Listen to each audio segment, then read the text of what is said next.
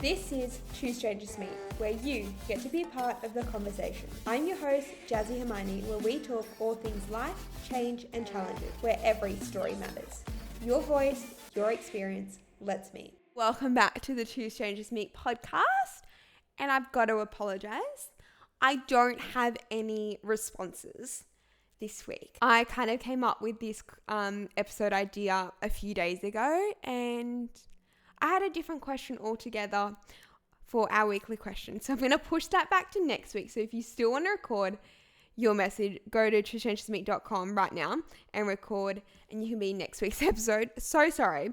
But I wanted to talk about this whole 0 to 100 concept of when you start something, you want to go whole 110%, but like that isn't consistency. And then you stop after a week because you realize you can't give 110 every single day. So let's just get into the episode, and I'm just going to riff and chat with you like always. This whole idea of this podcast episode came about because it's something I personally struggle with all the time. When I want to do something, I want to try and make it 100% perfect. Of course I do. We all want everything to be successful. But it means I feel like I get stopped in trying to go for things. It can really be a struggle because I'll try to go 100%. Going from 0 to 100 is quite difficult. I wanted this to be kind of your permission slip for when you're starting something, to not have it to be perfect, to not have a plan in place when you're doing it. Sometimes that you can just start something for the sake of starting it. In a world where we have so many concerns, worries, things on our plate, especially things that like side projects, passion projects that we do want eventually to make money in, because obviously we need to pay the bills. There's a lot of pressure we can put ourselves on. It has to be perfect because it's got to make money in the first week. It's got to provide for us, blah, blah, blah, blah. Sometimes you can just do something for the sake of wanting to do it. Like sometimes there doesn't have to be an ulterior motive. It doesn't have to be productivity. It doesn't have to be increasing your future self, improving you in some realm. If you want to do something just because it's fun, just because you had the idea, go out and go do it. If you want to start knitting, go knit. Go have the time of your life knitting, and don't worry about what it looks like. If you want to just sit there, I actually have no idea how to knit, guys. If you want to sit there and like try and make a sock, you don't have to be stressed out about trying to make 100 socks so you can go sell them, and then how are you going to sell them, and you need to make a website. Just go knit for the fun of it. Sometimes you can just do it for the fun of it. It doesn't have to reward you in any way because the reward is just doing it for fun, fulfilling that part of you that wants to do it. And this is something I have to really pay attention to because, for example, this podcast. Yes, the reason I want to do this podcast is to help thousands of people, reach thousands of people, help share everyone's story. And of course, I won't lie that I'm hoping that eventually, in a year or 2 or 3, that this could become a job and give me some form of monetary payment. Not because I think this is the reason that's going to make me a billionaire, but because for me to be able to consistently put in time, I do have bills to pay. Sorry, but in this world, like you do need money to live. That if I could make this one of my sole jobs and income earners, so then I could focus on educating and inspiring you guys, what a fulfilling job that would be. I would love for this to make money so I could do this full-time, to be full-time inspiring people and sharing people's stories. But in saying that, I know that's my vision, but I'm trying not to get stuck on that vision. Like right now, my job is to consistently record every single week. My job isn't to try and grow this podcast to 1 million downloads a week, a year. Is that even possible? Do podcasts do that? My job right now is to simply build that skill set, build that routine of sitting down and recording. Because how can I grow the podcast? How can I then look for podcast recording studios and marketing and get people to help me when I can't do the basic thing of what I need to do, which is sit down and record and yap for 30 minutes? If I can't sit down here every single week, what's the point of doing all of these things? What's the point of having a 100-step plan, a 10-year growth plan, if I can't do step 1? I talked about this in episode 1, but it's like sometimes you need to focus on this, where you are right now before getting stressed over step 10, step 100. because you're not going to get to those steps if you can't get step 1 done. Sometimes if you want a project to go really well or implement something, you need to start really small, and you can't progress to the next step unless you're doing that first thing consistently. Right now, my focus is building the consistency of recording every week. And once I have nailed that, once I feel confident with that, then I can focus on improving it, focus on growing it, expanding it, getting people on board. But I need to first be able to confidently sit in front of a camera, in front of a microphone, and yap to you guys and give you actual value. Because at the end of the day, your product still needs to be good. If you're a business owner, yes, you can have amazing marketing. Marketing is an incredible tool. But if your product isn't good, no amount of marketing can save that. And like another point to that is, just because you know in the long run you want to do something doesn't mean you have to do that from day one. And look, do what I say, not what I do. Let's use my YouTube as an example. My YouTube, I want to do vlogs every single week just to document my life, see how this year goes, because I know there's so many things constantly changing and happening. And I want to do it every single week. But why am I beating myself up that I missed 1 week in week 2? I still have to build the skill set to be able to do that every single week. The more I do it, the quicker I'm going to get, the higher my product's going to be. But I've still got to build that consistency of it. And like at the start, it's probably going to be really freaking difficult to stay consistent every single week. And then I'm beating myself up thinking I'm a failure for missing 1 week because I had 20 other things that took priority. This is your permission that starting off, you can just do it whenever you want. It doesn't have to be on this strict routine of every single Thursday night you're going to post a vlog. How about we just try and do it as much as we can? And then once we feel comfortable with it a bit more and feel like we can actually do this, then we'll start pushing to try and get it every single fortnight or every single week. But we've got to start somewhere. And if you're going from never posting a single YouTube video to then going, I want to post one every single Thursday at 6 p.m, blah, blah, blah, blah. Yes, that might work. But if you try that and it's not working, maybe you need to pull the pressure back a little bit. Maybe it's not meant to be at this very point of time. And it's constantly listening to yourself and seeing where you can push, where you can pull back from, and how this is fitting into your life. Because if you're burning out from it, you're not going to stay consistent on it. If you tell yourself that you have to do it every single week, as soon as you miss a week, you're probably going to give up entirely and never post another video.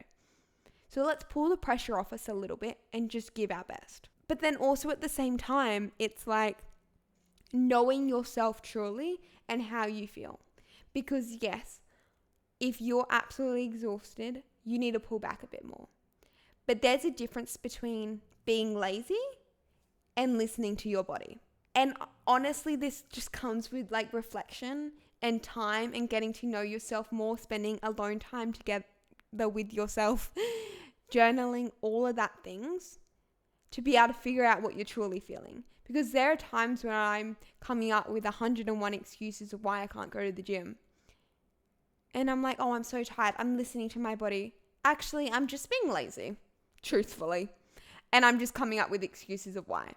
But then there's other times where I'm like, no, I'm actually exhausted. I should not be going to the gym. So it's that weighing up, and I wish there was an easy way for me to tell you how you choose between the two and figure out when you're just being lazy or when you actually should be listening to what you're telling yourself. Because honestly, there's not an easy answer to tell you. It's just getting to know you, because you'll be able to call yourself out on it. You'll be able to tell yourself, wait, no, I'm just making a million excuses. I know it's not going to be easy every day. I've just got to get up and do it.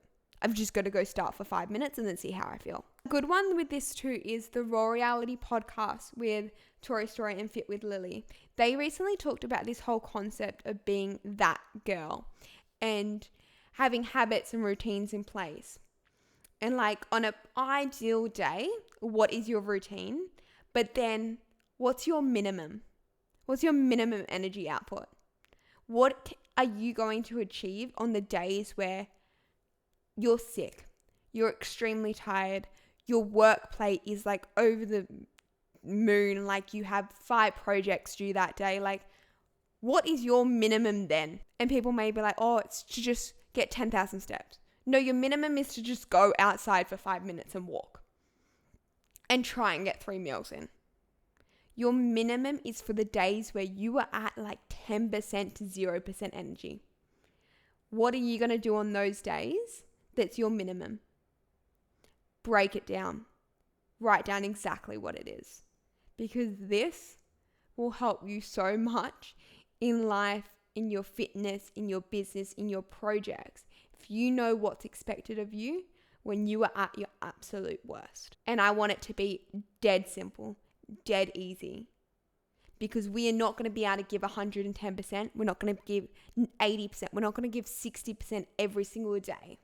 Some days we're going to have 10% in our bucket left. That's the days when it truly matters. I saw a quote that has always stuck with me of, a tea bag doesn't show what's inside unless it's in hot water.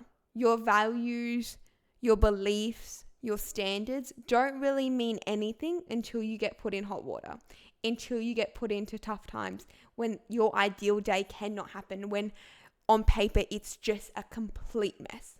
It doesn't matter how disciplined you say you are, what happens when life goes out the window. That's when you need to be able to hold yourself and be like, okay, this is what my minimum is today.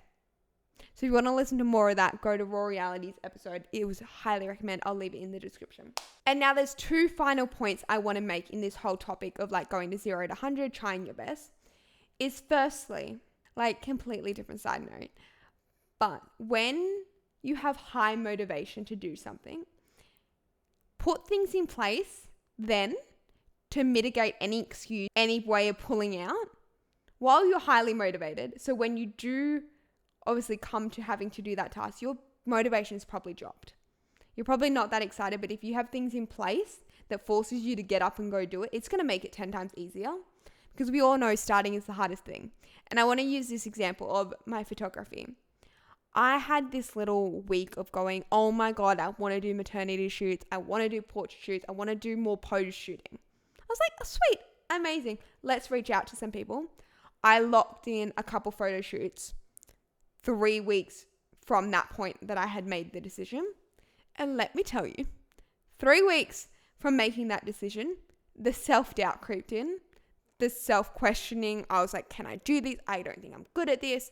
I can't do this. Like, oh my God, why did I sign up to do this? But I had put something in place that meant I had already taken their money. I had no choice but to go to that photo shoot and take photos. And guess what? It turned out good. Every question, why was I even self-doubting in the first place? I was fine at it. Of course I was fine. I was just using all of these thoughts to try and tell myself I wasn't worthy when I was. But if it wasn't for me putting something in place 2 weeks ago, I would have chickened out. So here's your sign. If you're highly motivated to do something, put things in to make you do it. Even if it's as simple as setting a date to record, put it in your calendar. Set a notification, set a reminder, and then show up and do it. And then I just want to end this episode with something I heard someone on Instagram say. She said, especially with like your passion projects, sometimes like obviously when you have a job, like sometimes you got to do the things you don't want to do. But she said, pay attention to how you feel after you do it. Pay attention to your energy. Because if you try something and then afterward you quite low energy, you're not hyped up about it, maybe that's probably not a project you should do. Like this is super, super important for passion projects. If you're not lit up and excited after doing it, why are you still doing it? Maybe it's just not meant for you. Like for me, let's take this podcast for example. After I finish recording, I have so much energy. I'm excited. I feel empowered. I feel so happy. That's how I know it's something I should do more of. But in other areas where I'm like, oh, well, I did it, but like there was no oomph behind me. There was no excited feeling. Maybe I can really kind of let it go. Maybe that kind of wasn't what I was meant to do in that way. Also, permission slip to just try a bunch of things. But like in summary, small, do things just for fun. Pay attention of your energy. I just want to leave you with just, this is your year. You can do whatever the fuck you want to do. If you say you're going to do something, do it. But at the same time, if it doesn't feel like it's working and it feels like you're pushing a boulder up a hill, permission to change. Permission to give up on that thing and go somewhere else. Anyway, I hope you enjoyed this episode. I'm going to leave you. If you want to be a part of next week's episode, simply send me a message on the twostrangersmeet.com website and I'll feature you. See ya!